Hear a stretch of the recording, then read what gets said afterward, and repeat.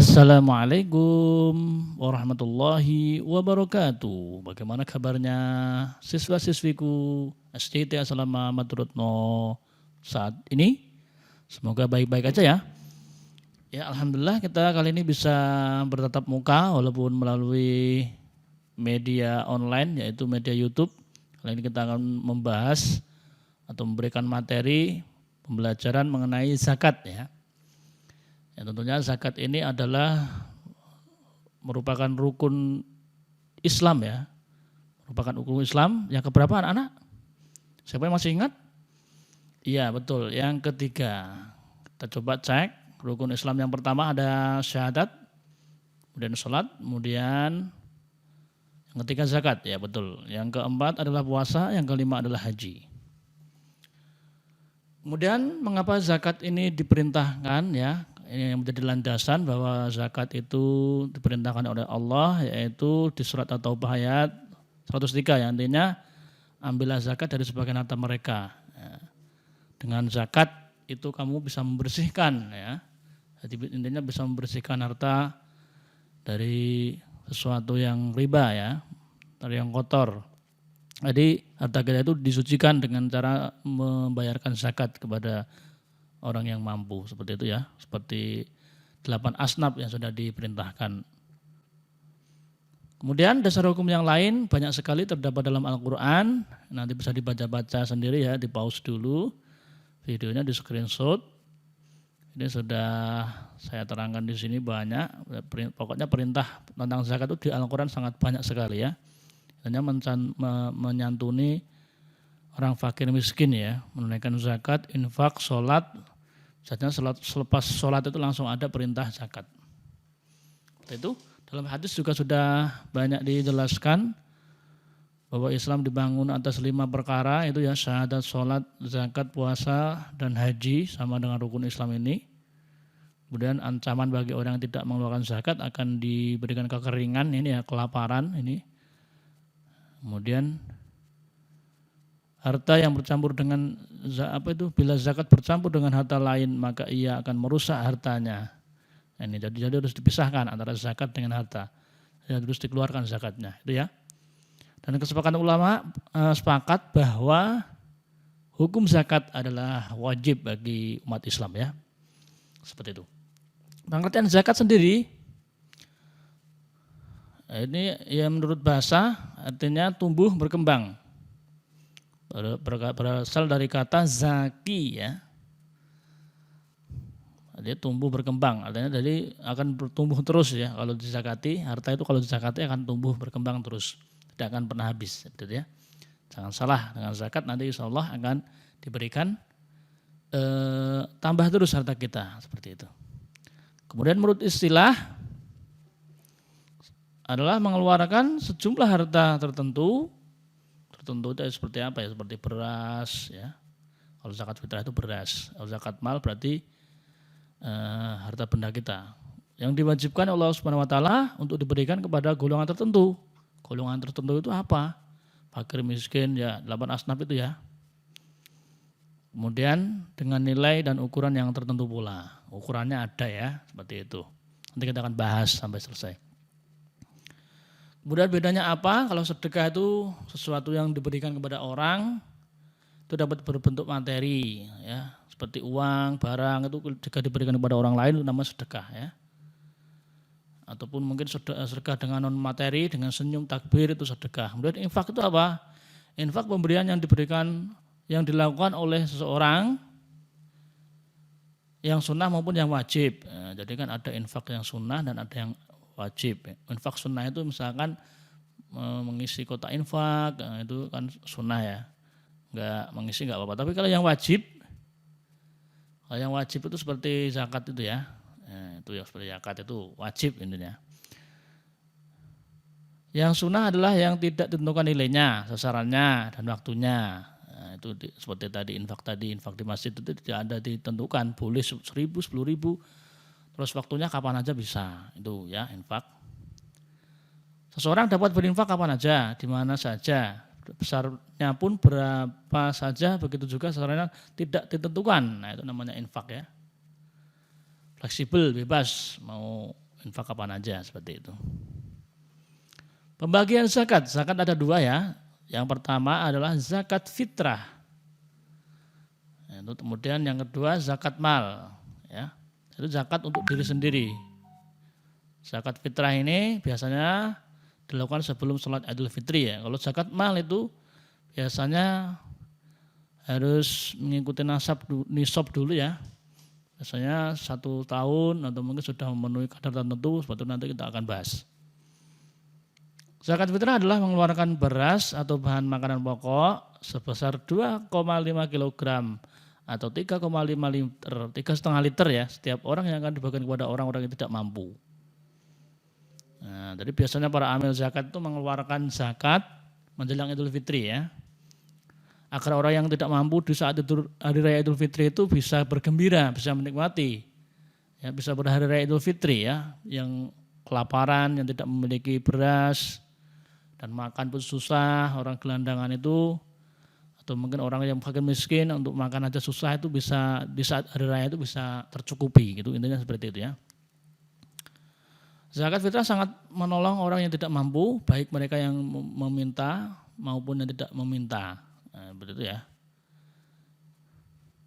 Kemudian waktu pembayaran zakat kapan?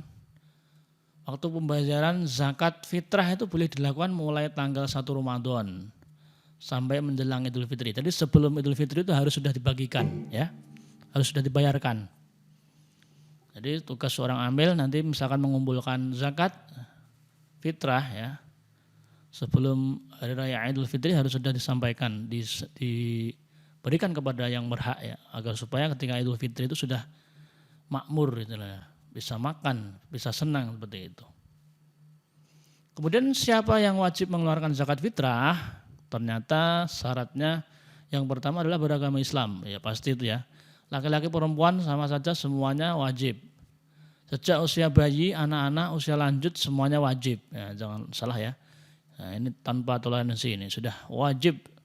Bahkan dalam kandungan pun ada yang dijakati juga ya. Seperti itu nanti ya. Kemudian syarat wajib yang kedua yaitu memiliki penghasilan yang cukup untuk kebutuhan sehari-hari. Jadi bukan fakir miskin ya, jadi bisa memenuhi kebutuhan sehari-hari kita, bisa makan, bekerja, dan bisa makan setiap harinya. Untuk anak-anaknya juga, nah, seperti itu ya, itu wajib mengeluarkan. Kemudian orang yang itu masih hidup sampai akhir Ramadan, jelas. Kalau sudah meninggal maka sudah putus, tidak ada kewajiban zakat ya. Seperti itu. Kemudian yang kedua, zakat mal. Apa itu zakat mal? Zakat mal berarti membersihkan harta dengan mengeluarkan sebagian dari harta yang dimiliki dan diberikan kepada orang yang berhak menerimanya apabila sudah mencapai nisab atau ketentuan atau syarat tertentu. Ya. Nisabnya adalah lama waktu suatu harta dimiliki oleh seorang dalam jumlah tertentu. Jadi misalkan kita memiliki barang itu berharga, itu kok misalkan punya emas ya setahun, dan nanti sudah setahun itu wajib dizakati. Misalnya jika seorang muslim memiliki 5 gram emas, 5 gram ya, selama 1 tahun, maka zakatnya harus dikeluarkan adalah 2,5%. Atau jika harga emas 1 kilogram 400.000, maka nilainya adalah 85 gram. Dari kali 400.000 sama dengan 34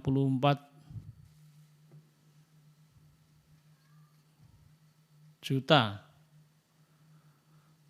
Zakat yang dikeluarkan 2,5% dari 34 juta adalah 850.000. Nah, jadi memiliki misalkan ini ya. Ini kan tadi 85 gram ya. Saya ulang lagi. 85 gram. Itu kan per gramnya kan 400.000 ya. Ini kalikan aja. 400.000 kali 85 gram kan 34 juta harganya ya. Nah, misalkan punya segitu ya. Jadi nanti dizakati 2,5% dari 34 juta. Dari 34 juta itu ya. 850.000. Jadi misalkan kita punya emas 1 gram aja 400.000 ya. 400.000 itu kita kali 2,5 seperti itu. Tinggal dikalikan aja ya. Jadi intinya per tahun 2,5. Tapi dulu Rasulullah pernah Pernah Aisyah itu pernah memakai cincin ya dari perak atau dari emas itu. Kemudian Rasulullah menanyakan, apakah sudah kamu zakati ya Aisyah itu. Kemudian istri Rasulullah itu menjawab, belum ya Rasulullah, kamu memakai cincin dari api neraka. Jadi intinya nggak usah harus nunggu setahun, ya nanti langsung dizakati aja. Kalau kita membeli suatu barang, kita keluarkan zakatnya 2,5%, tak masalah. Itu malah lebih aman, seperti itu ya. Kemudian syarat wajib zakat itu apa aja untuk zakat mal, sama dengan yang tadi ya, Islam, balik berakal, tidak gila, milik sendiri. Jelas barangnya harus milik sendiri ya. Mencapai nisab, barang yang memiliki cukup setahun. Nah, termasuk barang yang wajib dizakati, ya jelas. Kayak seperti emas ya, wajib dizakati. Kemudian rukun zakat ada niat, muzaki, mustahik, jelas ya. Harta yang dizakatkan ada niat ya, ada niat, muzaki, mustahik, harta yang dizakatkan, ada harta yang dizakatkan ya. Muzaki yang memberi zakat, mustahik orang yang menerima zakat, kemudian harta yang dizakatkan terus ada. Kemudian jenis harta yang wajib dizakati ada apa aja? Peringatan emas, perak, uang yang disimpan setahun, harta atau uang yang diperoleh dari usaha, hasil pertanian, binatang ternak, barang temuan. Nah, itu juga wajib dizakati semua ya. Kemudian zakat emas, perak, perhiasan, ini ya, harta galian, pokoknya temuan, profesi, gaji juga harus wajib dizakati. Nah, seperti itu. Siapa yang menerima zakat? Nah, ini sudah ada dalam surat At-Taubah ayat 60, sudah cukup lengkap ya. Yang pertama ada fuqara wal masakin, itu fakir miskin, amil zakat. Kemudian ini sudah komplit sekali, orang yang mu'alaf dan yang dibebaskan dari utang ini ya. Kemudian orang yang dalam perjalanan, musafir, dan lain sebagainya. Pokoknya 8 asnaf ini ya. Fakir miskin, amil, mu'alaf, riqab, gharib ya. Keterangan sudah ada dan komplit. Nanti bisa dibaca-baca di screenshot sendiri. Saya hanya menerangkan saja. Nanti kalau berlama-lama waktunya tidak cukup ya. Ini fakir yaitu orang yang tidak memiliki harta dan usaha untuk memenuhi kebutuhan hidupnya ya. Jadi misalkan kebutuhannya 10.000, dia hanya bisa menyukupi 3.000 aja, nah, tidak lebih dari separuhnya. Dan yang miskin itu misalkan kebutuhannya 10.000, dia hanya memiliki 5.000, hanya mencukupi separuhnya aja. Kemudian amil adalah orang yang diberi tugas mengumpulkan dan memberikan zakat ya. Mu'alaf orang yang baru masuk Islam.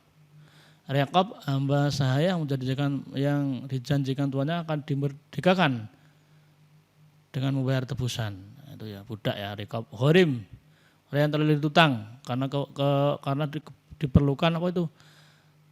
Karena untuk keperluan di jalan Allah. Misalkan kalau kita itu punya hutang karena untuk korban misalkan, atau mungkin untuk haji, atau mungkin untuk umroh.